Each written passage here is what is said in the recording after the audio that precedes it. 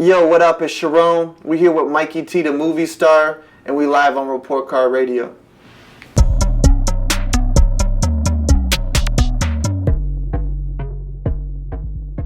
Charron, what's good, man? Welcome to Report Card Radio. Appreciate you having me. I'm excited, man. It's my first time in Houston. Fresh off the battle last night. Just made my debut at home too, and it was a crazy battle with Scotty. Yeah, that's what's up, man. So tell me, how do you feel about battle rap actually starting to spark your career? It's really crazy because I remember when I first started battle rap, I was investing into my career. So we were paying for plane tickets, we were paying for hotels, and there was no money. Like, we weren't getting anything. And now it's a lot different, the game, because you're getting your plane covered, you're getting your hotel, you're getting some good money on top of that. The fan base is significantly larger, and then there's different sets of eyes on you. Like, more celebrities seem to be watching these days. So battle rap's really helped me out. Is this where you first started to make your name on events like Home? I started to first make my name on King of the Dot events in Toronto, and my first out of town battle was Grind Time in Oakland. So I wouldn't say it's necessarily where I started to make my name, but people like Scotty, I really find they're really making a name for their hometown and for the culture of Houston there. So yeah, there's a lot of different battle rap leagues. Yeah, it inspired me to maybe do something for my city in Ottawa and put them on, because I see just how he treats everyone around him and gave them a platform. Yeah, man, so let's talk about that. Could you actually tell me about coming from Canada and getting into this industry?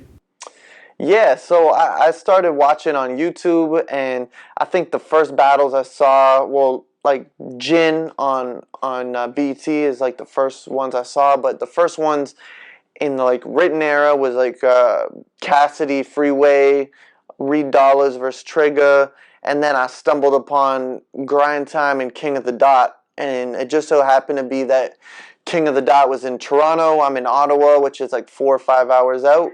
So I just messaged Organic and said I wanted to do a battle, but I had no footage online. And he said, why don't you do some battles in Ottawa, get some footage and send it to me.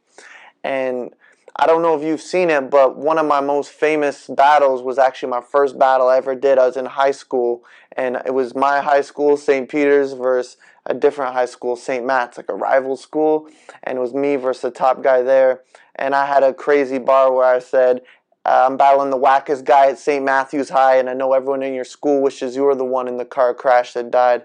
And it was just like a fresh, thing that happened out there, and it started like a fight in between our two schools. People got bottled, people got beat up there. It was crazy. Like, Catholic schools, I never seen that until I went there.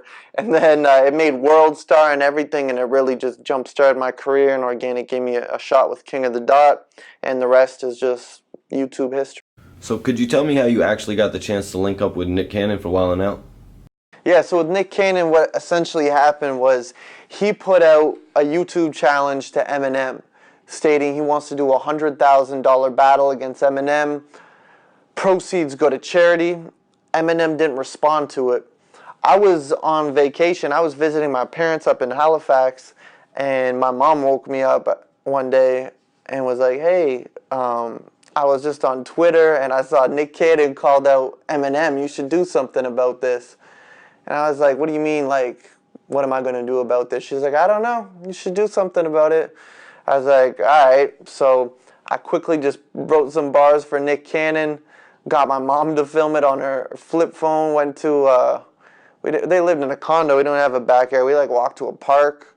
She filmed it. I put it out online, and it started to catch steam online, and people were liking it.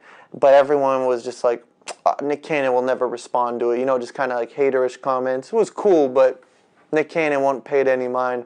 And then, I don't know, maybe 4 or 5 days later, Nick Cannon does a video response with bars to me, calls me out, does all that stuff. Didn't accept the battle, but basically said if I battled you, I'd say something like this. And then that went crazy viral because it's Nick Cannon, calling someone out on YouTube and Facebook. And it just created a lot of buzz between me and Nick Cannon. All the blogs were picking it up. even non-hip hop blogs were talking about it. I know TMZ was even talking about it, and Nick Cannon just messaged me on Twitter after, and he actually said, what was the word? He said, "I respect your gangster and tenacity. I want you on Wild 'N Out. Let's link." And then we exchanged numbers. And he didn't even call me for like 2 weeks. I was like expecting a call. He was just always so busy. You know, it's Nick Cannon. And then I remember I went to bed one night really early. I was traveling. I went to bed at like 8 p.m. Woke up at like, 7, 8 a.m. And then I realized I had a missed call from Nick Cannon. And I was like, oh shit. And then I tried calling back for like, I don't know, a couple days. Like I called him like once or twice for a couple days. No response or anything. I'm like, fuck, I just missed my Nick Cannon moment there on Wild 'N Out. But then, like, 3 or 4 months later, one of the executive producers messaged me and said that they want me on the show. So it all worked out good, but damn, I thought I slept in and missed that Nick Cannon call. If I never got a call back from them, I'd be beating myself up about that. So could you tell me about actually getting a chance to work on the show? What opportunities it presented you? It's presented me with a lot of opportunities. First, it's brought me a huge network of talented people that are on the cast.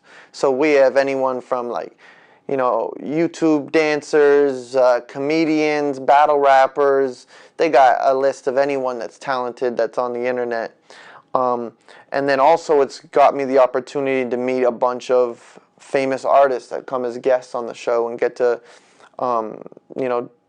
demonstrate my skills in front of them. And it's put me on TV, which has exposed me to a fan base I would have never had. So it's been crazy, and it's led to opportunities. Like I filmed a pilot with MTV for another show. It was called The Next Battle Rap Master. It was with me, Charlie Clips, Hitman Holla, and Official. And essentially it was American Idol for battle rap. So we were the judges, and they'd bring in 3 or 4 contestants, and they would battle each other out and do, it was like competitions. Like they'd give a word and have to freestyle about it. Then they'd have to battle each other, and whoever was the best won $1,000. But they could choose to take it or risk the $1,000 and call out one of the battle rap masters at the end. And if they beat us, they get $10,000. So we filmed a pilot for that. Nick Cannon was on board for it too as a producer. It didn't get picked up, but I swear it was a good show, and it had a lot of energy. So maybe that'll get picked up someday. So how about when you actually got the chance to battle Nick Cannon? That was cool. We battled on the first time we battled was on the Chance the Rapper episode, which was ranked the best episode in Wild 'N Out history. So our episodes are 22 minutes long, half an hour with commercials.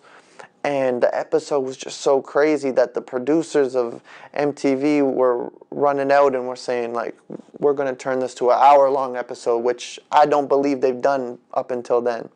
So we just improvised, like, 3 other games. We had the wild style longer. Like, it was super crazy. And yeah, that episode was real dope. And then they actually have on Wild 'N Out's YouTube a compilation of the best Nick Cannon disses of all time, and I made number 2 with that one.